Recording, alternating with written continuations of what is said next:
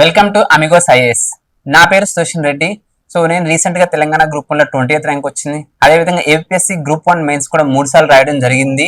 ఇవి కాకుండా UPSC mains కూడా నేను ఒక 3 సార్లు రాశాను.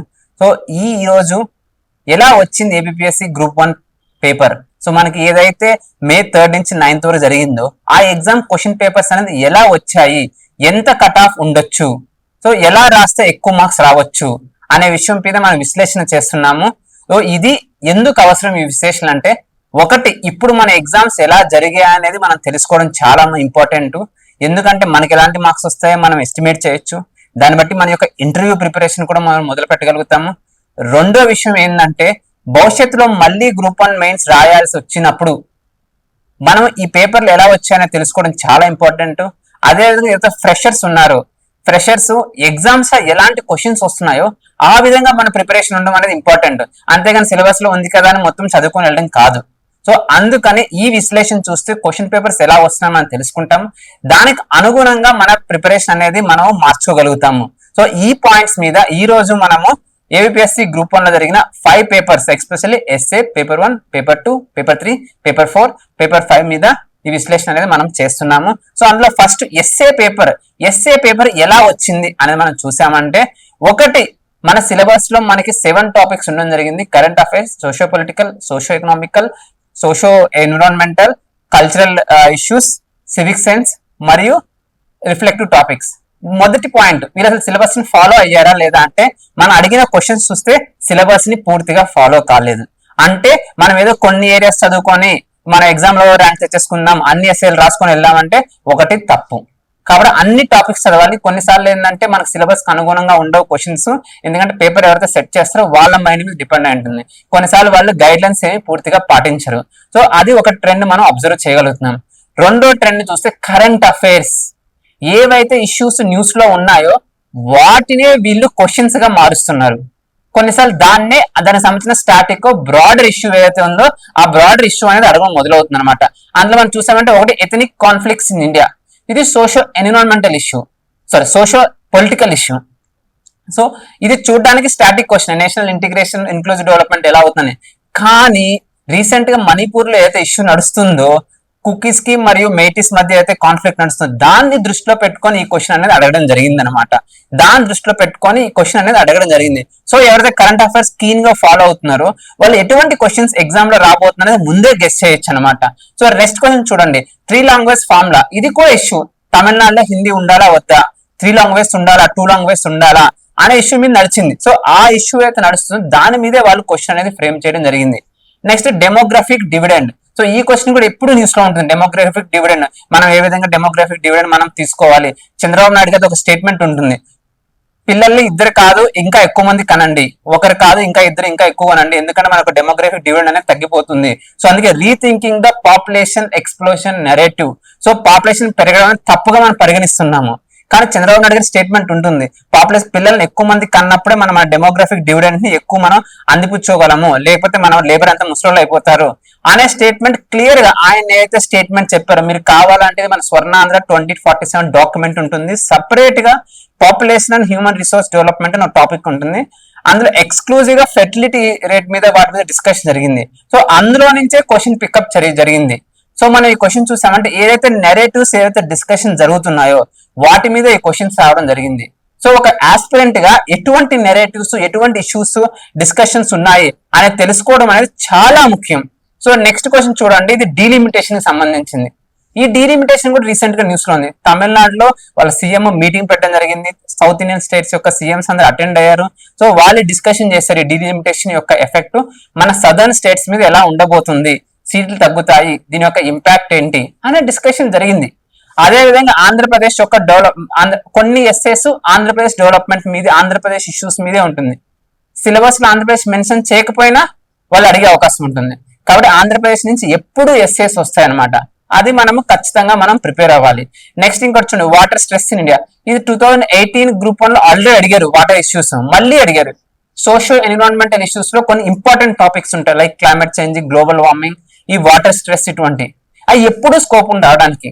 అంటే కరెక్ట్ గా ఒక స్టూడెంట్ ఎగ్జామ్ ముందే ఈ క్వశ్చన్స్ ఇంపార్టెంట్ అని ప్రిపేర్ అయితే ఖచ్చితంగా ఇది మనం చేయొచ్చు ఎగ్జామ్ లో. నెక్స్ట్ ఇంకోటి టూరిజం ఇన్ ఆంధ్రప్రదేశ్.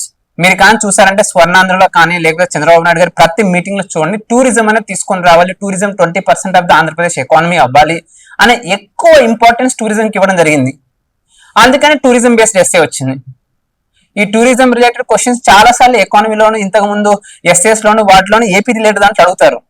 సో ఇది కూడా important topic. Next gig economy, obesity, ఈ రెండు గమనించండి. ప్రతి సెక్టార్ లో అప్కమింగ్ ట్రెండ్స్ అనేది ఉంటాయన్నమాట.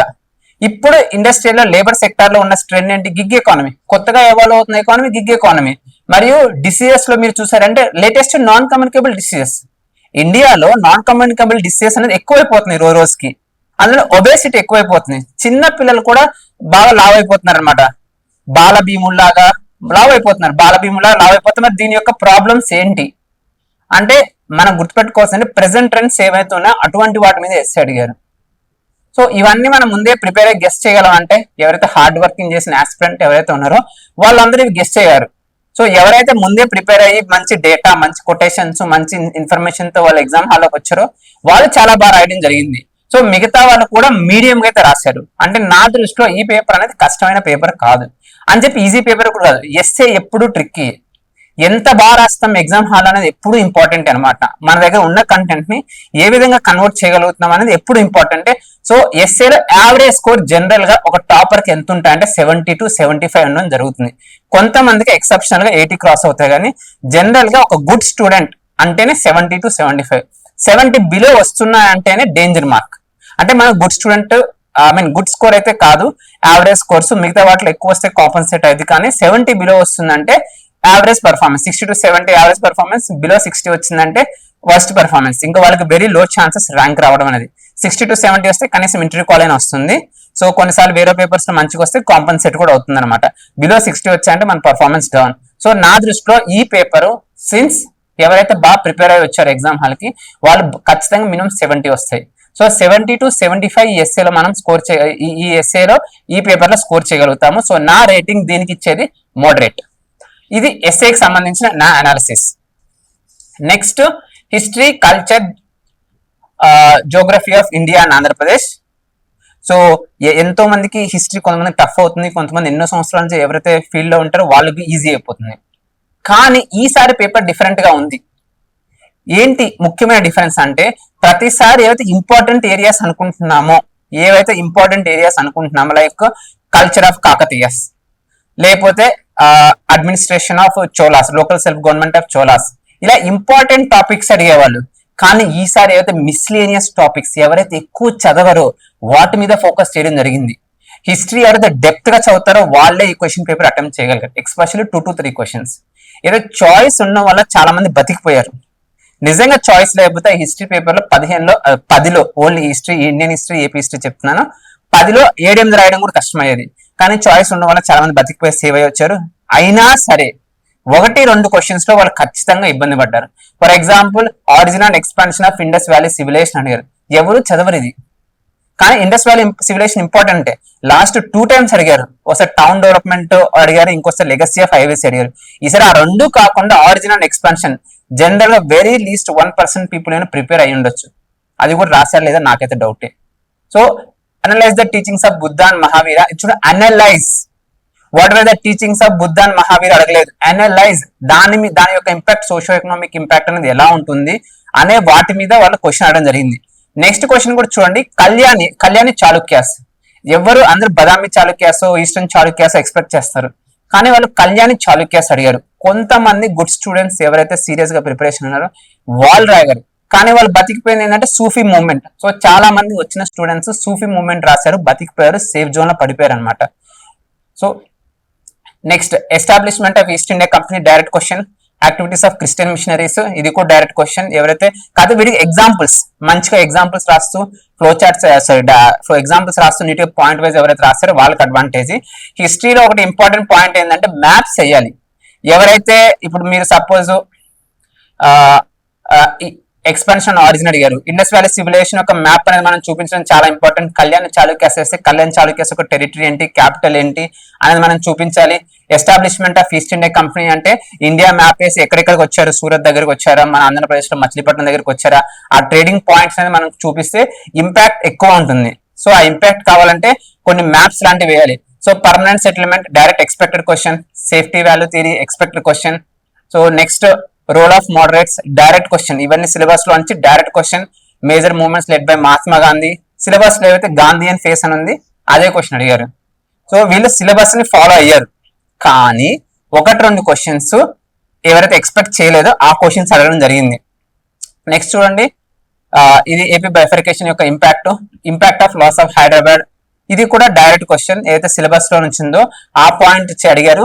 సో ఎవరైతే బాగా ప్రిపేర్ అయ్యారో ఈ డైమెన్షన్స్ పరంగా వాళ్ళు బాగా రాయగలరు. ఇది 7th question is the challenging question. ఎవరు ఈ డైమెన్షన్ లో ప్రిపేర్ అయ్యారు? Various stories and origin of Andhra people and Andhra language. చాలా కొంతమంది ఇది ప్రిపేర్ అయ్యారు, గ్రూప్ 2 బాగా ప్రిపేర్ అయ్యారో వాళ్ళకి ఇది అడ్వాంటేజ్ అయింది ఈ question. Next, trade routes contribute to the exchange of Buddhist ideas in ancient India. So ఎవరైతే ఇది రాయలేకపోయారో ఎక్కువ మంది ఈ క్వశ్చన్ మీద ఎక్కువ ఫోకస్ చేయడం జరిగింది, ఈ బుద్ధిస్ట్ దాని గురించి. సో ఇది కూడా ఎగ్జాంపుల్స్ నీట్ గా శ్రీలంకకి ఎలా, చైనా మీద ఇంపాక్ట్ ఎలా ఉంది, టిబెట్ మీద ఎలా ఇంపాక్ట్ ఎలా ఉంది, ఆ ట్రేడింగ్ పాయింట్స్ ఏంటి అంటే మచిలీపట్నం నుంచా లేకపోతే మన నాగార్జున కొండ నుంచి ఎవరెవరు వెళ్ళారు, ఇలా నీట్ గా నేను ఇంకా చెప్పాలంటే ఎవరైతే ఇండియా మ్యాప్ వేసి నీట్ గా ఆ ట్రేడ్ రూట్స్ చూపిస్తూ రాస్తారో వాళ్ళకి కొంచెం అడ్వాంటేజ్ ఉంటుంది.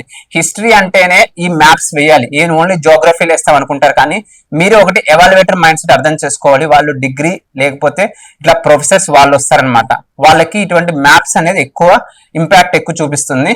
సో నెక్స్ట్ క్వశ్చన్ చూడండి, growth of various Shaiva sects during the Kakatiya. అందరే కాకతీయ కల్చర్ రిలీజన్ అంటే బ్రాడ్ రిలీజన్ చదివారు, కానీ స్పెసిఫిక్ పాయింట్ అడిగారు. ఎవరికైతే ఈ శైవ సెక్ట్స్ డిఫరెంట్ ఉంటాయో, కాలముఖాస్, కపాలిక, పాశుపతాసు ఎవరైతే ఉంటుందో వాళ్ళకి ఎక్కువ అడ్వాంటేజ్ ఉంటుంది. అందులో కాకతీయ డైనాసిటీ ఒక మ్యాప్ వేసి శ్రీశైలం, త్రిపురాంతకం ఇట్లా ప్లేసెస్ చూపిస్తూ రాశారో వాళ్ళకి ఎక్కువ అడ్వాంటేజ్ అనేది ఉంటుంది. Next, Warangal fort complex, very narrow question, అసలు ఇది చాలా తక్కువ మంది ప్రిపేర్ అయ్యారు. సో ఖచ్చితంగా ఈ 2 క్వశ్చన్స్ ఒకటే చాయిస్ లో రావడం కొంచెం ఇబ్బంది పడడం జరగడం జరిగింది. సో చాలా మంది శైవ సెక్స్ రాశారు, కానీ బాగా ప్రిపేర్ అవ్వకపోవడం వల్ల కంప్లీట్ ఆన్సర్ అనేది రాయడంలో స్ట్రగుల్ అయ్యారు. సో మనం చూస్తే ఇండియన్ హిస్టరీలో 1-2 క్వశ్చన్స్, ఇక్కడ 1 క్వశ్చన్ ఇబ్బంది పడ్డారు. నెక్స్ట్ మళ్ళీ డైరెక్ట్ క్వశ్చన్ మిషనరీకి సంబంధించింది, socio economic reason direct question. Next మళ్ళీ 10th క్వశ్చన్ చూడండి, ఇది ఆంధ్రప్రదేశ్ హిస్టరీకి సంబంధించి ఆఫ్టర్ ఇండిపెండెన్స్ ఏంటి డెవలప్మెంట్స్ ఇన్ ఆంధ్రప్రదేశ్ అడిగారు. చాలా తక్కువ మంది ఏరియా ప్రిపేర్ అయ్యారు, ఎక్కువ మంది మిగతా ఏరియాస్ ఎక్కువ చదువుకోవచ్చు, ఆంధ్రప్రదేశ్ ఎలా ఫామ్ అయింది, ఆంధ్ర స్టేట్ ఎలా ఫామ్ అయింది, ఇది చాలా తక్కువ మంది ప్రిపేర్ అయ్యారు. జెంటిల్మెన్స్ అగ్రిమెంట్ లో చాలా మంది అసలు 14 పాయింట్స్ కూడా గుర్తులేవు. ఫస్ట్ పాయింట్ అది. Second, how it is satisfied the aspirations of Telangana region, వాళ్ళ ప్రజలు ఆనందపడ్డారా జెంటిల్మెన్స్ అగ్రిమెంట్ మీద నుంచి అని క్వశ్చన్ అడిగారు. చాలా తక్కువ మందికి ఈ అనాలిసిస్ రావడం జరిగింది. నా దృష్టిలో ఇది కూడా కొంచెం tough question. Next, outline the role of students in raising major issues in 1969 Telangana agitation. అసలు చాలా very list point not 1 people లో ఇది ప్రిపేర్ అవడం జరిగింది. నాకు తెలిసి ఎవరు రాసుంటారు ఈ క్వశ్చన్, ఎక్కువ మంది జెంటిల్మెన్స్ అగ్రిమెంట్ రాస్తారు. ఎవరికైతే 14 పాయింట్స్ బాగా గుర్తున్నాయో వాళ్ళకి ఒక అడ్వాంటేజ్ అనేది ఎప్పుడు వస్తుంది. నెక్స్ట్ జోగ్రఫీ చూద్దాం. సో జోగ్రఫీలో ఎప్పుడు లేని trend, only AP questions. 10 questions AP నుంచి వచ్చాయి. ఇంతకుముందు ఇండియా కూడా ఉంటాయి, ఏపీ కూడా ఉంటాయి, కానీ ఓన్లీ ఏపీ మీద రావడం జరిగింది. ఇది ఎవరైతే నిజంగా ఏపీఎస్సీ గ్రూప్ 1 ప్రిపేర్ అవుతున్నారు అంటే, కొంతమంది యూపీఎస్సీ ప్రిపేర్ అవుతూ రాస్తూ ఉంటారు, వాళ్ళు ఖచ్చితంగా 1 నుంచి 2 క్వశ్చన్స్ ఖచ్చితంగా ఇబ్బంది పడి ఉంటారు. అన్ని కాకపోయినా 1 నుంచి 2 క్వశ్చన్స్ ఖచ్చితంగా ఇబ్బంది పడి ఉంటారు. కానీ ఎవరైతే ఏపీ మీద చదువుతున్నారో, ఏపీ స్పెసిఫిక్ ఇన్ఫర్మేషన్ బాగా కలెక్ట్ చేసి మంచి ఏపీ డయాగ్రామ్స్ వేస్తూ ప్రిపేర్ అయ్యారో వాళ్ళకి అడిషనల్ అడ్వాంటేజ్ ఇది. సో అందులో ఒకటి direct AP physiography, land forms, నాకు తెలిసి 1A 1B almost similar questions. So luckily God's grace ఎవరైతే బాగా ప్రిపేర్ అయ్యారో అది వాళ్ళకి అడ్వాంటేజ్ అయింది. Next, background of agriculture in Andhra Pradesh plus critically analyse impact of rainfall, temperature, irrigation and power. So ఈ general climate change ఒక ఇంపాక్ట్ ఆన్ అగ్రికల్చర్ మీదే, కానీ ఏపీ స్పెసిఫిక్ ఎగ్జాంపుల్స్ తీసుకొని రావాలి. ఏపీలో ఎలా ఉండబోతుంది ఇంపాక్ట్ అనేది మన స్పెసిఫిక్ గా రాయడం అనేది ఇంపార్టెంట్. నెక్స్ట్ మనం చూసేది industrial importance and major manufacturing sectors of Andhra Pradesh. చూడండి, మేజర్ మ్యానుఫ్యాక్చరింగ్ సెక్టార్స్ ఇది ఫోకస్ చేయాలి. మన సోషియో ఎకనామిక్ సర్వేలో డిఫరెంట్ సెక్టర్స్ ఆఫ్ మ్యానుఫ్యాక్చరింగ్ అని ఉంటుంది, ఆ మ్యానుఫ్యాక్చరింగ్ సెక్టర్స్ యొక్క కాంట్రిబ్యూషన్ అనేది మనం రాయాల్సి వస్తుంది. Next, spatial patterns of population distribution and urbanisation Andhra Pradesh, SC ST religious communities. ఇది డేటా, ఎవరైతే ఆ డెమోగ్రఫిక్ డేటా ఆఫ్ ఆంధ్రప్రదేశ్ బాగా చదివారు, ఎస్సీ పాపులేషన్ ఎంత, వాళ్ళ లిటరసీ రేట్ ఎంత, వాళ్ళ యొక్క హైయెస్ట్ పాపులేషన్ ఈ డిస్ట్రిక్ట్ లో కోనసీమలో ఉంటున్నారు, అలాంటి ఇన్ఫర్మేషన్ ఎవరైతే బాగా రాస్తారో వాళ్ళకి అడ్వాంటేజ్ అనేది వస్తుంది. Next, wild life general question, expected question. Vulnerability of Andhra Pradesh to cyclones అనేది general question. Next especially Rayalaseema region development, ఎవరికైతే క్రిటికల్ అనాలిసిస్ ఉంటుందో, ఎవరికైతే ఆంధ్రప్రదేశ్ యొక్క డెవలప్మెంట్ మీద, రాయలసీమలో ఉన్న ఇండస్ట్రీస్ ఏంటి, రాయలసీమ నుంచి మైగ్రేషన్ ఎలా ఉంది అనే ఇన్ఫర్మేషన్ తెలిసిన వాళ్ళు బాగా రాస్తారు ఈ question. Next Andhra Pradesh pollution control board in post, ఇది ఫ్యాక్చువల్ క్వశ్చన్, మన సోషియో ఎకనామిక్ సర్వేలో ఉంటుంది, కానీ అందరూ ప్రిపేర్ అవ్వరు. ఎక్కువ మంది రాయలసీమ క్వశ్చన్ రాసి వచ్చారు, కానీ రాయలసీమ క్వశ్చన్ కూడా ఎవరైతే లోకల్ ఇన్ఫర్మేషన్ తీసుకొని రాగలుగుతారో, మైగ్రేషన్ డేటా తీసుకొని రాగలుగుతారో వాళ్ళకి అడిషనల్ అడ్వాంటేజ్ అనేది ఉంటుంది. సో ఓవరాల్ ఈ పేపర్ చూసామంటే ఒక 3 నుంచి 4 క్వశ్చన్స్ అంత ఈజీ కాదు రాయడం, మామూలుగా రాయొచ్చు, కానీ ఒక 3 నుంచి 4 క్వశ్చన్స్ ఇండియన్ హిస్టరీ కానీ, ఏపీ హిస్టరీ కానీ, లేకపోతే జియోగ్రఫీ కానీ, ఎవరిదైతే డీపర్ నాలెడ్జ్, మంచి అనాలిసిస్, మంచి ప్రెజెంటేషన్ స్కిల్స్ ఉన్నాయో వాళ్ళకి అడ్వాంటేజ్ ఉంటుంది. సో దీనికి జనరల్ గా యావరేజ్ స్కోర్ ఎంత ఉంటుంది అంటే 80 to 85 యావరేజ్ స్కోర్, అంటే ఒక గుడ్ స్కోర్. కొంతమందికి ఎక్కువ కూడా వస్తుంది, ఎక్కువ వస్తుంది అడిషనల్ బెనిఫిట్. మనకి 80 to 85 ఖచ్చితంగా తెచ్చుకుంటారు, 80 to 85 ఒక గుడ్ స్కోర్ అది తెచ్చుకునే అవకాశం ఉంటుంది. సో 75 to 80 కూడా డీసెంట్ స్కోర్, ఎందుకంటే కొన్ని క్వశ్చన్స్ టఫ్ గా ఉండడం జరిగింది. అందరికి 80 to 85 రావు, కానీ ఎవరైతే గుడ్ స్టూడెంట్స్ ఉంటారో వాళ్ళు 80 to 85 వెళ్ళే అవకాశం ఉంటుంది. నెక్స్ట్ మనం క్వాలిటీ పేపర్ గురించి చూద్దాము. సో ఈ పేపర్ లో ఒక point is very much clear, అదేంటంటే ఎవరైతే లక్ష్మీకాంత్ బాగా చదివారో ఫ్యాక్చువల్ ఇన్ఫర్మేషన్ కోసం వాళ్ళకి బాగా హెల్ప్ అయింది. నెక్స్ట్ కొన్ని ఏరియాస్ మీద ఎక్కువ ఫోకస్ చేయడం జరిగింది, ఎస్పెషల్లీ ఫెడరల్ ఇష్యూస్ మీద ఎక్కువ ఫోకస్ జరిగింది. అంటే సిలబస్ వాళ్ళే మొత్తం క్లియర్ గా ఫాలో కాలేదు, 1-2 టాపిక్స్ మీదే ఎక్కువ క్వశ్చన్స్ అనేది ఫ్రేమ్ చేయడం జరిగింది. సో ఇప్పుడు సపోజ్ మనం ఒక క్వశ్చన్ చూసామంటే what are the emergency functions of union government, impact of legislative powers of parliament and state legislative చూసామంటే లక్ష్మీకాంత్ లో ఎమర్జెన్సీ పవర్స్ అనే చాప్టర్కి వెళ్ళి డైరెక్ట్ క్వశ్చన్ ఇవి డైరెక్ట్ క్వశ్చన్. సో అదేవిధంగా ఫెడరల్ ఇష్యూస్ సంబంధించినవి ఇవన్నీ డైరెక్ట్ ఆర్టికల్స్ తో సహా, ఆర్టికల్ 256 ఏంటి, ఆర్టికల్ 253, 252 ఈ యొక్క ఆర్టికల్స్ లో ఉన్న ఇంపార్టెన్స్ అన్ని మనం రాసామంటే వీటి అన్నిటికీ బాగా కవర్ అవుతుంది. ఇవన్నీ సేమ్ క్వశ్చన్స్, ఫెడరల్ ఇష్యూస్ మీద ఉన్న క్వశ్చన్స్. సో లక్కీని ఎవరైతే ఫెడరల్ ఇష్యూస్ బాగా చదివారో వాళ్ళకి మంచి మార్క్స్ వస్తాయి. ప్లస్ ఇవి డైరెక్ట్ క్వశ్చన్స్, ఏమి ఇన్నోవేటివ్ క్వశ్చన్స్ ఏమి కాదు, డైరెక్ట్ క్వశ్చన్సే. ఫైనాన్స్ కమిషన్, కానీ ఒకటే ఇంపార్టెంట్ ఏంటంటే అనాలిసిస్. ఫైనాన్స్ కమిషన్ యొక్క significance in maintaining financial balance between union and states.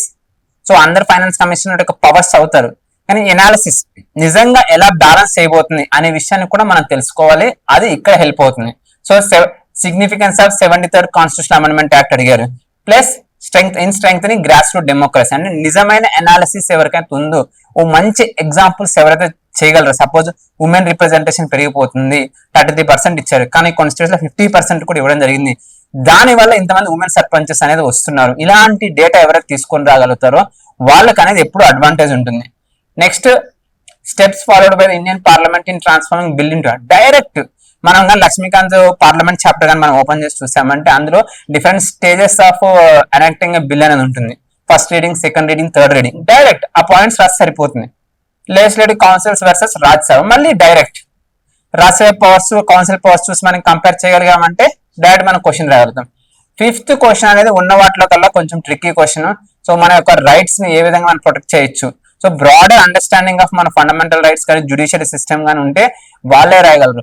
ఏదో ఊరికే రాయడం కాదు ఇవి. కొంతమంది జనరల్ గా రాసేసి ఎస్ నేను బాగా రాసి బయటకు వచ్చి చెప్పుకుంటున్నారు, కానీ నిజం ఏంటంటే ఎవరైతే మంచి మంచి జడ్జిమెంట్స్ ని కోట్ చేయగలుగుతారో, అంటే ఫండమెంటల్ రైట్ ఏ విధంగా మనకి పుట్టుస్వామి జడ్జిమెంట్ లో చెప్పగలిగారు, కొన్ని ఆర్టికల్స్ ఏవైతే ఉన్నాయో మన రైట్స్ సంబంధించిన ఆర్టికల్స్, లేదా ఆ రైట్స్ మనం ఎలా ప్రొటెక్ట్ చేసుకోవాలి, 32 ఆర్టికల్ 226 లాంటి వాటిని ఎవరైతే మెన్షన్ చేస్తారో. ఎందుకంటే పాలిటీలో ఏం కావాలంటే ఆ టెర్మినాలజీ అనేది ఇంపార్టెంట్, ఆ ఆర్టికల్స్ కీవర్డ్స్ అనేది ఇంపార్టెంట్. ఎందుకంటే అదే నార్మల్ లేమన్ కి ఒక ఆస్పిరెంట్ కి డిఫరెన్స్. అంటే మనకు కాబోయే సివిల్ సర్వెంట్ కి ఆ టెర్మినాలజీ మీద అవగాహన ఉండాలి. ఆ టెర్మినాలజీ యూజ్ చేసుకొని ఎవరైతే రాస్తారో వాళ్ళకి అడ్వాంటేజ్ ఆ క్వశ్చన్ లో.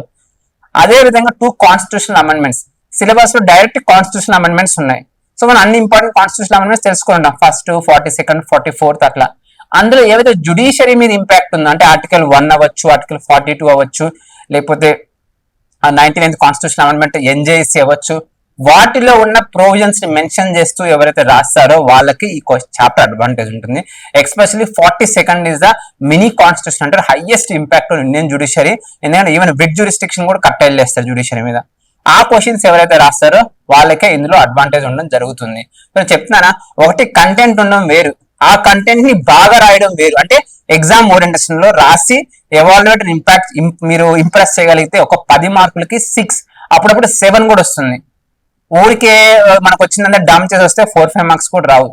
అది కూడా మనం అర్థం చేసుకోవాలి ఒక పేపర్ అనాలిసిస్ చేసినప్పుడు ఆ క్వశ్చన్ దానికి మనం ఎలా రాయాలనేది. నెక్స్ట్ క్వశ్చన్ మనం చూసామంటే గుప్తాసు మౌర్యాస్ క్వశ్చన్ అనేది జరిగింది. మనం జనరల్ గా Kautilyan administration even though Kautilya Maurya సంబంధించిన ఎవరు ఈ పర్స్పెక్టివ్ లో ఎక్కువ ప్రిపేర్ కాలేదు. నా దృష్టిలో టఫ్ క్వశ్చన్ ఈ రెండు కంపారిజన్. ఇన్ఫాక్ట్ చెప్పాలంటే ఇది హిస్టరీ క్వశ్చన్ అనుకోవచ్చు. హిస్టరీ క్వశ్చన్ పొరపాటున తప్పిపోయి ఇక్కడికి వచ్చినట్టుంది. Next British administration have influence direct question. Legacy of British administration మన సిలబస్ లో ఉండడం జరిగింది. సో ఎవరైతే సిలబస్ ఫాలో అయ్యారో బాగా చదివారో చాయిస్ లో మన టఫ్ క్వశ్చన్స్ చాయిస్ లో వేసుకొని మిగతా వాటిలో రాయొచ్చు. కానీ ఒకటి చెప్తున్నాను, సింపుల్ క్వశ్చన్ వస్తే అబ్బా సింపుల్ నేను బాగా రాసిన అనుకోవచ్చు. ఇక్కడ కూడా మనం వేరే వాళ్ళకి మనకి డిఫరెన్స్ తీసుకొని రావాలి. ఎవరైతే ఆ డిఫరెన్స్ అంటే ప్రెజెంటేషన్ లో ఆ డిఫరెన్స్ తీసుకొని రావాలి, వాళ్ళకి ఒక మార్క్ ఎక్కువ వస్తుంది. అరే నేను బాగా రాసాను వాడు బాగా రాసాడు, మరి మా ఇద్దరులో ఎలా డిఫరెన్స్, ఎవరికి ఎక్కువ మార్క్స్ వస్తాయంటే అదే ప్రెజెంటేషన్ రూల్. ఒక ఎగ్జామ్ కి ఏది కావాలి, ఇది చాలా సింపుల్ క్వశ్చన్ చూడడానికి, కానీ దాన్ని నీట్గా డిబేట్ చేయాలి. అడ్మినిస్ట్రేషన్ కూడా డిఫరెంట్. జ్యుడిషియల్ అడ్మినిస్ట్రేషన్ ఎలా ఉంది, రెవెన్యూ అడ్మినిస్ట్రేషన్ మీద ఎలా ఉంది, సివిల్ సర్వెంట్స్ మీద ఎలా ఉంది ఇంపాక్ట్, ఇట్లా నీట్ గా డిబేట్ చేస్తూ ఎవరైతే రాశారో వాళ్ళకి ఎక్కువ ఇంపార్టెన్స్ ఉంటుంది.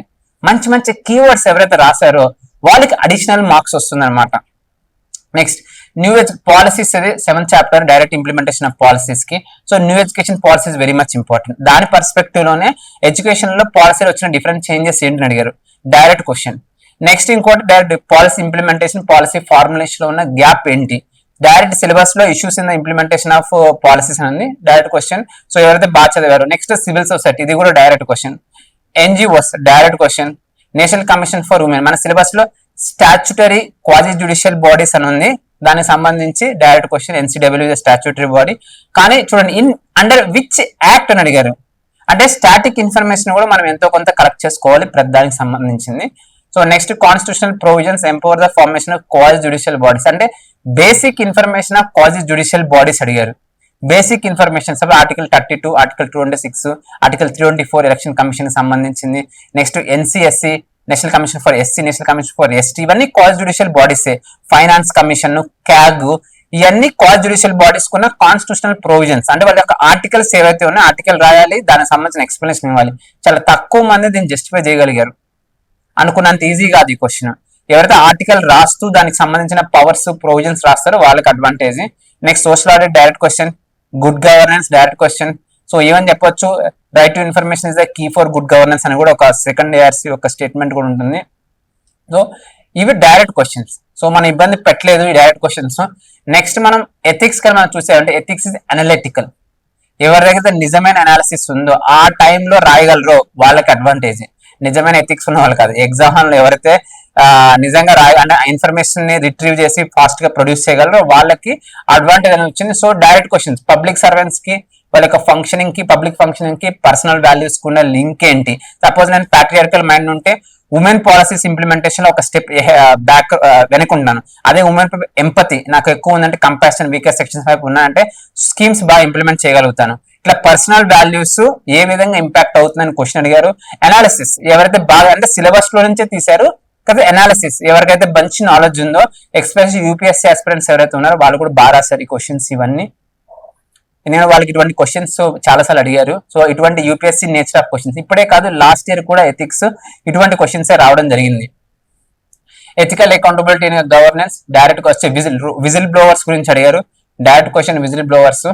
నెక్స్ట్ చూడండి, what ethical values are essential to ensure peaceful coexistence in the diverse societies. అంటే ఒక డైవర్స్ సొసైటీస్ లో ఎటువంటి కంపాషన్ ఉండాలి, టాలరెన్స్, ఎంపతి, ఇటువంటివి ఎలా ఉండాలి, సోషల్ ఇన్క్లూజన్, ఈ వాల్యూస్ వాటికి మంచి ఎగ్జాంపుల్స్. ఎవరైతే మంచిగా వాల్యూ రాసి వాటికి ఎగ్జాంపుల్స్ ఎవరైతే రాస్తారో వాళ్ళకి advantage. So same early values direct syllabus. ఈ 13A 13B రెండు యాటిట్యూడే, రెండు same questions, almost similar nature of questions attitude మీద అడిగారు.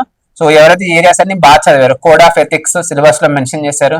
ఇంటిగ్రిటీ, ట్రాన్స్పరెన్సీ, అకౌంటబిలిటీ, ఇవన్నీ సైబర్ స్టాకింగ్, జిఎస్టీ, ఇవన్నీ డైరెక్ట్ సిలబస్ లోనే ఉన్నాయి. కాకపోతే ఏంటంటే కొంచెం అనలిటికల్ నేచర్ లో ఉన్నాయి. కొంత ఫ్యాక్చువల్ అంటే ఎక్కడైతే కొన్ని జిఎస్టీ లాంటి ద్వారా కొంచెం ఫ్యాక్చువల్ ఇన్ఫర్మేషన్ కూడా రావడం జరిగింది.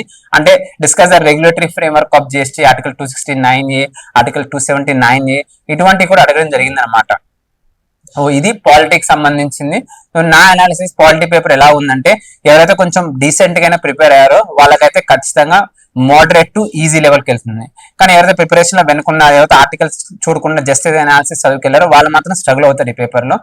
ఈ పేపర్ లో 80 to 85 అనేది గుడ్ స్కోర్. ఎందుకంటే లాస్ట్ టైం మనం వచ్చిన మార్క్స్ మనం కంపేర్ చేసుకున్నామంటే 80 to 85 రావాలి. ఎవరైతే బాగా రాశారో 80 to 85, అందులో ఖచ్చితంగా 10 నుంచి 11 క్వశ్చన్స్ బాగా రాయగలుగుతారు. ఒక 2 క్వశ్చన్స్ మోడరేట్, లాస్ట్ 1-2 క్వశ్చన్స్ ఖచ్చితంగా టఫ్ ఫీల్ అవుతారు.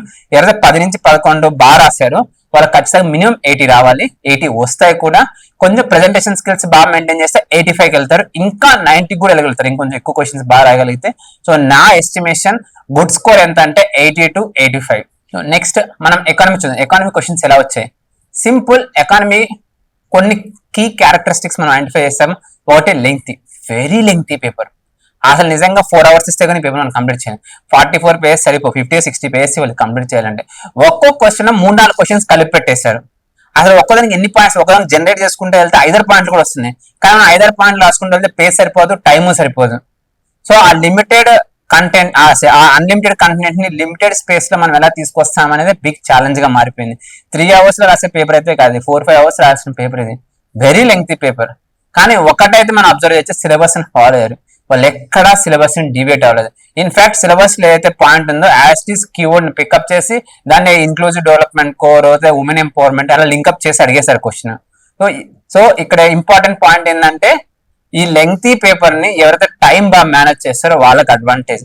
మరి ఏమైనా టఫ్ క్వశ్చన్స్ ఉన్నాయంటే సిలబస్ ని ఫాలో అయిన వాడికి నాకు తెలిసి మోడరేట్, ఇది టఫ్ కానే కాదు. కానీ ఈ లింకప్ చేయడం రావాలి, ఈ అనాలిసిస్ అనేది రావాలి. సపోజ్ అన్ని ఇంపాక్ట్స్, క్యాడ్ యొక్క ఇంపాక్ట్స్ ఏంది ఇండియన్ ఎకానమీ మీద, లేకపోతే so monetary policy evaluate the role in resource mobilization and inflation management, అన్ని analysis. Advantages and risk for developing country, internal and public, external public debt, అన్ని చూసామంటే అన్ని analysis. ప్రతి question దేనికో దాన్ని లింక్ చేస్తూ అనాలిసిస్ అడగడం జరిగింది. సో ఎవరైతే షార్ట్ పీరియడ్ లో బెటర్ ప్రజెంట్ చేస్తారో, ఎవరైతే రెగ్యులర్ గా న్యూస్ పేపర్స్ చదువుతారో, అంటే చెప్తున్నాను ఎవరైతే రెగ్యులర్ గా న్యూస్ పేపర్స్ చదువుతారో, ఎక్కువ న్యూస్ పేపర్స్ చదివారంటే ఎక్కువ అడ్వాంటేజ్. ఎందుకంటే మంచి మంచి ఎగ్జాంపుల్స్ జనరేట్ చేయొచ్చు, పాయింట్స్ ఫాస్ట్ గా రిట్రీవ్ చేయొచ్చు అనమాట. లేకపోతే టైం సరిపోదు, ఆలోచించుకుంటా కూర్చోవచ్చు. మానిటరీ పాలసీ ఎలాగా, రిసోర్స్ మొబిలైజేషన్ హెల్ప్ అవుతుంది, ఎలా ఎలా ఎలా అనేది ఆలోచించుకునేసరికి టైం అయిపోతుంది. నెక్స్ట్ ఏంటంటే ఆంధ్రప్రదేశ్ యొక్క రోల్ చాలా లిమిటెడ్. మనకి సిలబస్ లో ఆంధ్రప్రదేశ్ చాలా చాప్టర్స్ ఉన్నాయి, ఒక 4 చాప్టర్స్ వరకు. అయినా ఆంధ్రప్రదేశ్ కి వెయిటేజ్ చాలా తక్కువ ఇచ్చారు. ఎవరైతే ఇండియన్ ఎకానమీ బాగా చదివారో వాళ్ళకి పేపర్ అడ్వాంటేజ్ వచ్చింది. ఏపీ క్వశ్చన్స్ ఏవైతే అడిగారో అవి జనరల్ క్వశ్చన్స్, సింపుల్ క్వశ్చన్స్, అంత పెద్ద ఇంపాక్ట్ అనేది ఏమీ లేదు. కాదు ఒకటే చెప్తున్నాను కదా, ఈ అనాలిసిస్ లింకింగ్ అనేది రావాలి. సో చూడండి, discuss the role of state finance commission in Andhra Pradesh and analyze its significance in strength local finance and promoting physical decentralization with in the state. Question మనం చూసామంటే అనాలిసిస్. అందరూ స్టేట్ ఫైనాన్స్ కమిషన్ లో article ఏంటి, functions ఏంటి మనకు చదువుతాం. కానీ అది ఏ విధంగా స్టేట్ యొక్క డెవలప్మెంట్ లో భాగస్వామ్యం అవుతుంది, ఆ విధంగా క్వశ్చన్స్ వచ్చాయి. ఈ జస్టిఫికేషన్ అనేది వెరీ మచ్ ఇంపార్టెంట్. బ్లైండ్ గా స్టేట్ ఫైనాన్స్ కమిషన్ ఆర్టికల్, ఈ జస్టిఫికేషన్ ఎవరికి వస్తుందంటే ఇండియన్ ఎకానమీ మీద రియల్ డెప్త్ ఎవరికైతే ఉందో వాళ్ళకే ఎక్కువ వస్తుంది, వాళ్ళకే ఎక్కువ ఆస్కారం ఉంటుందని నా ఒపీనియన్. సో అది ఎందుకు మనం అంతకంటే ఎక్కువ క్వశ్చన్స్ డిస్కస్ చేయడానికి లేదు. సో ఎందుకంటే అన్ని క్వశ్చన్స్ డైరెక్ట్ క్వశ్చన్సే, ఎక్కడా లేదు. కాకపోతే ప్రతి చోట అనాలిసిస్ కే ఎక్కువ స్కోప్ ఇచ్చారు కాబట్టి ఎవరైతే ఆ లిమిటెడ్ పీరియడ్ ఆఫ్ టైమ్ లో ఎవరైతే ఎక్కువ పాయింట్స్ జనరేట్ చేయగలరో వాళ్ళకి. మరి ఎకానమీలో యావరేజ్ స్కోర్స్ ఎలా రావచ్చు? జనరల్ గా ఎప్పుడు economy will be the highest score. ఒక్కొక్క టైంలో 110 కూడా వచ్చాయి ఎకానమీలో. ఇంతకుముందు 2018 గ్రూప్ 1 వాటికి సంబంధించి 110 కూడా క్రాస్ అయ్యారు. మొన్న కూడా ఆల్మోస్ట్ 100 క్రాస్ చాలా మంది వచ్చారనమాట. ఎకానమీ ఎప్పుడు లిబరల్ స్కోరింగ్ ఉంటుంది. జనరల్ గా యావరేజ్ స్కోర్ 85 to 90 ఉండాలి, అంటే గుడ్ స్కోర్, యావరేజ్ స్కోర్ కాదు గుడ్ స్కోర్. కానీ సిన్స్ పేపర్ ఇస్ లెంగ్తీ, జనాలు కొంచెం ఇబ్బంది పడుతున్నారు కాబట్టి 85 +-2 అనేది డీసెంట్ స్కోర్ అవుతుంది. అదే ఇక్కడ మరి ఏంటి కీ డిఫరెన్స్ అంటే, ఎవరైతే ఈ లింకప్ బాగా చేయగలిగారో, పేజెస్ వీళ్ళంత ఎక్కువ రాసి టైం మేనేజ్ చేయగలిగారో వాళ్ళకి అడ్వాంటేజ్ వస్తుంది. ప్లస్ కాన్సెప్చువల్ క్లారిటీ కూడా ఉండాలి. ఎవరైతే కొంచెం మానిటరీ పాలసీ డెఫినేషన్ ఏంటి, క్యాడ్ అంటే డెఫినేషన్ ఏంటి, ఇట్లా అన్ని ఇన్స్ట్రుమెంట్స్ ఆఫ్ మానిటరీ పాలసీ ఏమైనా స్టాటిక్ ఇన్ఫర్మేషన్ ఎవరైతే బాగా ప్రొవైడ్ చేయగలరో వాళ్ళకి కొంచెం అడ్వాంటేజ్ రావడం జరిగింది. Next science and tech. నా దృష్టిలో ఎవ్రీ ఇయర్ నేను గమనిస్తాను, science and tech is the deciding factor పేపర్లో. సైన్స్ అండ్ టెక్కే డిసైడ్ చేస్తుంది. మిగతా అందరూ రాయగలుగుతున్నారు అన్ని పేపర్స్, కానీ సైన్స్ అంటే అందరూ రాయట్లేదు. ఎస్పెషల్ ఆర్ట్స్ స్టూడెంట్స్ అయితే ఇంకా స్ట్రగుల్ అవుతున్నారు. ఈ పేపర్లో ఇంకా స్ట్రగుల్ అవుతాం. ఈ పేపర్లో ఇంకా స్ట్రగుల్, స్పెసిఫిక్ ఏరియాస్ మీద ఫోకస్ చేశారు. ప్లస్ సిలబస్ ఎక్కువ ఫాలో అయ్యారంటే సిలబస్ ఏమో ట్రెడిషనల్ గా ఉంది, క్వశ్చన్స్ ఏమో డైనమిక్ గా ఉన్నాయి. కొన్ని అనలిటికల్ గా ఉన్నాయి. సో అందరూ అయితే ఈ పేపర్ రాసే పేపర్ కాదు. నా దృష్టిలో హిస్టరీ పేపర్ కొంచెం ఛాలెంజింగ్, తర్వాత science and tech is the real challenge. అనుకున్నంత క్వశ్చన్స్ చూడడానికి సింప్లిఫైడ్ గా ఉంటుంది, కానీ ఎగ్జామ్ హాల్ అవి రాయడం అనేది చాలా ఛాలెంజింగ్ గా మారిపోతుంది. చూడండి, first question national institute for research on commercial agriculture. ఎవరు చదువుతారు ఇది? ఇన్స్టిట్యూషన్స్ ఇన్ ఆంధ్రప్రదేశ్ సిలబస్ ఉంది, ఈ ఇన్స్టిట్యూషన్ చదువుతామా? ఈ ఇన్స్టిట్యూషన్ లో డెవలప్మెంట్స్ మనకు తెలుస్తాయా? అందులో IoT, luckily God's grace easy choice వచ్చింది ఐఓటీ. కానీ ఐఓటీ రాసినప్పుడు ఐఓటీ డెఫినేషన్ మంచిది రాయాలి, దానికంటే ఐఓటీ డయాగ్రామ్ వేయాలి, మంచి మంచి ఎగ్జాంపుల్స్ రాయాలి. ఎవరైతే రాశారో వాళ్ళకి advantage. Next scientist in India ఉంది, సివి రామన్ ఎఫెక్ట్. చాలా మంది తక్కువ మంది చదువుతారు, చదివిన సివి రామన్ చదవచ్చు. కానీ చూడండి, how did this contribute to global scientific community అడిగారు, అంటే ప్యూర్ సైన్స్ క్వశ్చన్. చాలా తక్కువ మంది చదివారు, కొంచెం challenging. Next major scientific institutions located in Andhra Pradesh మరియు ఐఎస్ఆర్ తిరుపతి యొక్క కాంట్రిబ్యూషన్ ఏదని అడిగారు. సో స్పెసిఫిక్ క్వశ్చన్, వచ్చా రాదా? మరి చదువుతామా అంటే అనుకున్నంత ఇంపార్టెంట్ ఏరియా అయితే కాదు ఇది. చాలా తక్కువ మంది చదివారు. సో ఎవరైతే కొంచెం డీప్ గా సైన్స్ అండ్ టెక్నాలజీ గురించి చదువుతున్నారో వాళ్ళే అటెంప్ట్ చేసే question. Next e governance direct question, cyber crime direct question, national policy on IT. Syllabus లో నీట్ గా పాలసీస్ ఆఫ్ ఐసిటీ ఉంది. సో ఎవరైతే ఐసిటీ పాలసీ చదివారో వాళ్ళు రాయగలిగారు. Next vision and mission of DRDO, role of DRDO in the national development. Role of DRDO development అందరూ రాసేస్తారు, అది పెద్ద కష్టమే కాదు. ఇంటిగ్రేటెడ్ డెవలప్మెంట్ ప్రోగ్రామ్ ఆ మిజైల్ ఇదో రాసేస్తారు. కానీ విజన్ అండ్ మిషన్ ఎగ్జాక్ట్ గా రాయడం అనేది ఛాలెంజింగ్. వాళ్ళకి మోడల్ ఆన్సర్ ఇస్తే నీట్ గా రాసిస్తారు. అమ్మా ఇది విజన్, డిఆర్డిఓ వెబ్సైట్ ని తెచ్చి అమ్మా ఇది మిషన్ అని రాసిస్తారు. మనం ఎగ్జాక్ట్ గా రాయగలిగితే మార్క్స్ వస్తాయి, లేకపోతే కొంచెం ట్రిక్కీ అయిపోతుంది. అంటే నా పాయింట్ అనుకున్నంత ఈజీ కాదు. Indian remote sensing direct question, primary reasons for deforestation in Andhra Pradesh. General గా అందరు రాయొచ్చు, మామూలు పాయింట్స్ ఇండస్ట్రియలైజేషన్ అవుతుంది, లేకపోతే అగ్రికల్చర్ ఎక్స్పాన్షన్ అవుతుందని. కానీ ఎగ్జాంపుల్స్ తీసుకొని రావాలి. ఎక్కడ జరుగుతుంది ఏరియాస్? ఫారెస్ట్ ఫైర్స్ శేషాచలంలో అవుతుంది అనేది ఎగ్జాంపుల్ తీసుకొని రావాలి. డేటా కూడా తీసుకొని రావాలి కొన్నిసార్లు. According to so and so report, ఈ రిపోర్ట్ ప్రకారం ఎంత ఏరియా తగ్గిపోతుంది డిఫారెస్టేషన్ అనే నీట్ గా పాయింట్స్ రాసిన వాళ్ళకి అడ్వాంటేజ్ వస్తుంది ఈ క్వశ్చన్. అనుకున్నంత ఈజీ క్వశ్చన్ కాదు, ఛాలెంజింగ్ క్వశ్చన్. అంటే చూడండి, డైరెక్ట్ క్వశ్చన్స్ కాదు, రియల్ టైమ్ నాలెడ్జ్, కొంచెం కరెంట్ అఫైర్స్ ఎవరు చదువుతారో వాళ్ళు కొంచెం అది. Next relationship between mining activities and earth quake. చాలా కష్టమైన క్వశ్చన్. ఈ రెండింటిని లింక్అప్ చేసి అది కూడా 2 to 3 pages రాయడం అనేది. How mining operations can be regulated in minimising seismic risk. General గా రాస్తారు, క్లియర్ లా క్రియేట్ చేయాలి, దాన్ని బాగా ఇంప్లిమెంట్ చేయాలి అనేసి. కానీ 2-3 pages అక్కడ జస్టిఫై చేయడం అనేది with in short period of time it's a very challenge. Define sustainable development and evaluates relevance in modern industrialisation. పర్లేదు రాయొచ్చు. So relationship between deforestation and emergence of infectious diseases. మన syllabus లో మామూలుగా infectious diseases ఉంది, కానీ deforestation infectious disease కి link చేశారు. మనం కూడా ఎగ్జామ్ హాల్ ఆ షార్ట్ పీరియడ్ ఆఫ్ టైమ్ లో లింక్అప్ ఎలా చేస్తాము?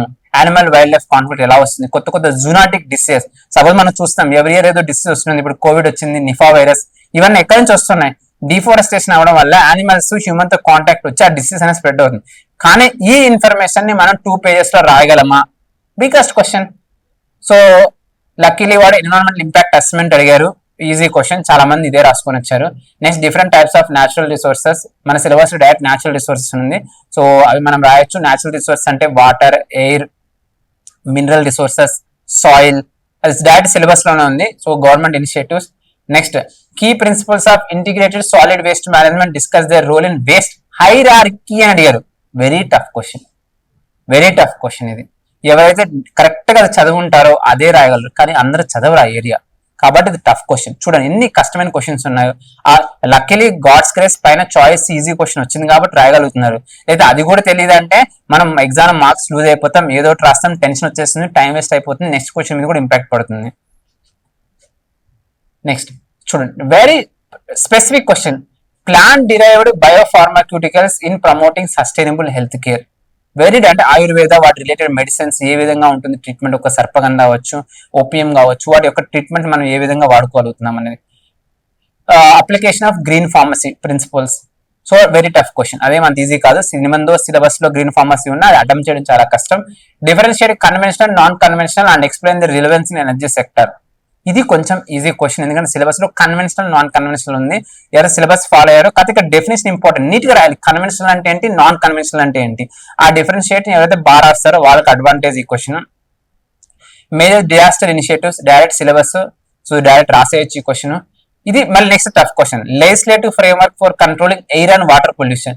సో ఈ air pollution control act, water pollution control act 1974, వీటి గురించి అడిగారు. మళ్ళీ వాటి యొక్క లిమిటేషన్స్ ఏంటి. జనరల్ గా ఎవరు ఆ యాక్ట్స్ చదవరు, మనం ఎవరైనా చదవం, అది చదవాలి. మళ్ళీ వాటి యొక్క లిమిటేషన్స్ కూడా రాయాలి, అంటే దాని యొక్క ఇంప్లిమెంటేషన్ ఎలా ఉంది, సిపిసిబి ఫంక్షనింగ్ ఎలా ఉంది, అవి రాయాలి. Very tough question, just very tough question. Next define global warming, how its impact, direct question. మళ్ళీ చూడండి, discuss the role of remote sensing in tracking dispersion of environmental pollutants.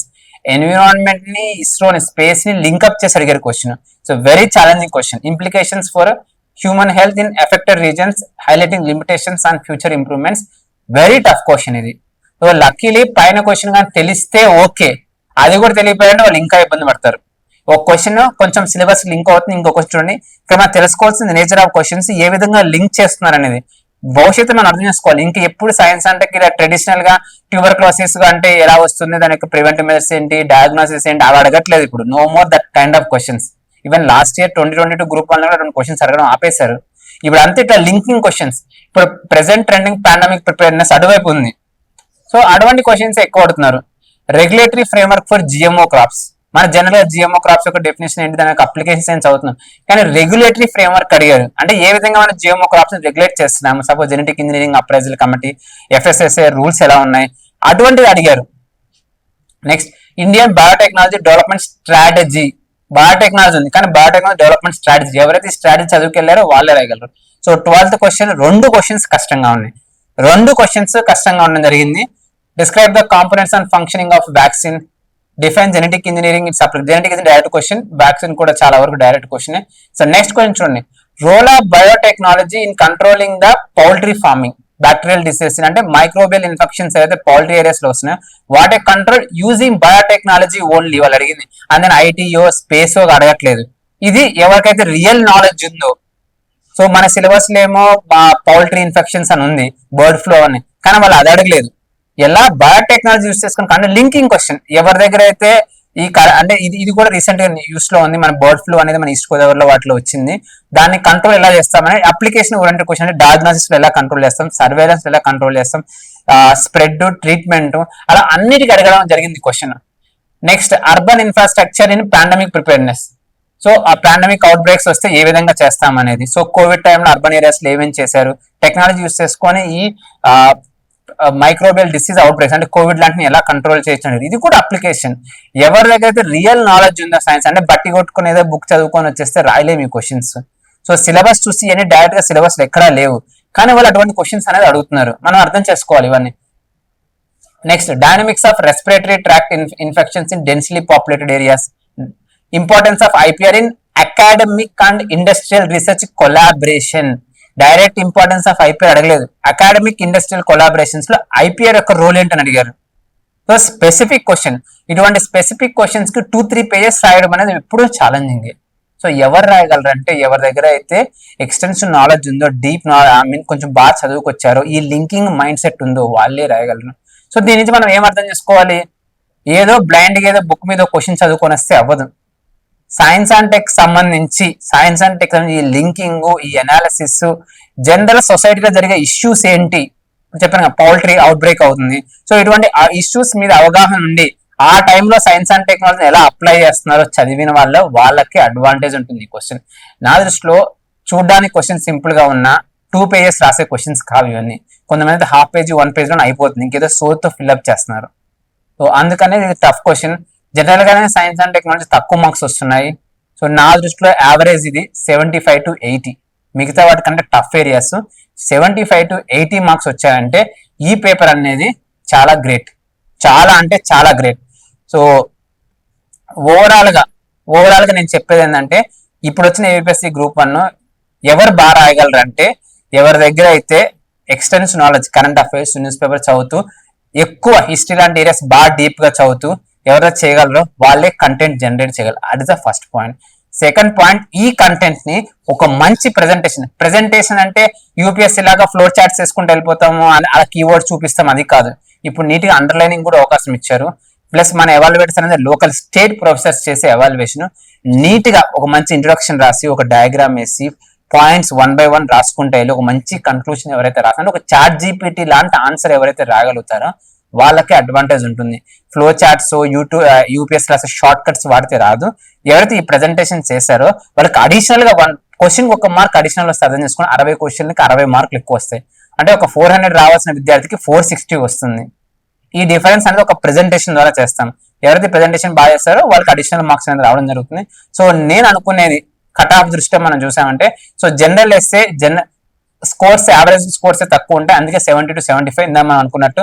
Paper 1 80 to 85, ఎందుకంటే హిస్టరీలో కొన్ని questions tough గా ఉన్నాయి. Tough గా ఉండడం వల్ల కొంచెం 80 to 85 వస్తే చాలు.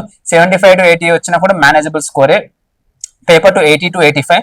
పేపర్ 3 చెప్పిన ఎకానమీ అందరికి తెలిసినట్టే ఇచ్చారు కదా, ఆ టైం ఫ్రేమ్ లో ఎవరైతే రాస్తారో వాళ్ళకి అడ్వాంటేజ్. సో అది 85 to 90 అంటే గుడ్ స్కోర్స్.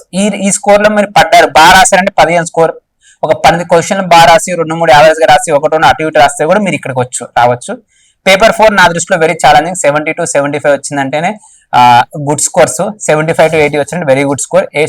ఇంకా 80 క్రాస్ అయ్యారంటే మీరు అడిషనల్, ఇంకా ఏది వచ్చినా కూడా అడిషనల్. సో ఇది నేను అనుకునే హైయెస్ట్ కట్ ఆఫ్ ఎంత ఉండొచ్చు అని నన్ను అడిగితే జనరల్ గానే 380. ఎవరైతే 380 ప్లస్ వస్తాయో వాళ్ళకి జనరల్ కేటగిరీలో ఇంటర్వ్యూ కాల్ ఖచ్చితంగా వస్తుంది. 380 plus. Last time around 400 plus ఉంది. ఈసారి క్వశ్చన్ లాస్ట్ టైం కంటే రిలేటివ్ గా పేపర్స్ కొంచెం టఫ్. లాస్ట్ టైం సైన్స్ అంటే మరీ డైరెక్ట్ గా వచ్చారు, ఈసారి కొంచెం టఫ్ గా ఉంది. హిస్టరీ కూడా డైరెక్ట్ ఉంది, ఈసారి కొంచెం టఫ్ ఉంది. కాబట్టి క్వశ్చన్స్ కొంచెం తగ్గే అవకాశం ఉంటుంది కట్ ఆఫ్స్. కాబట్టి 380 ప్లస్ నేను ఎస్టిమేట్ చేసే కట్ ఆఫ్స్. ఎవరైతే ఈ విధంగా ప్రజెంట్ చేసి అన్ని క్వశ్చన్స్ బాగా జనరల్ మాక్సిమం క్వశ్చన్స్ బాగా రాశారో వాళ్ళకి 380 ప్లస్ వస్తాయి.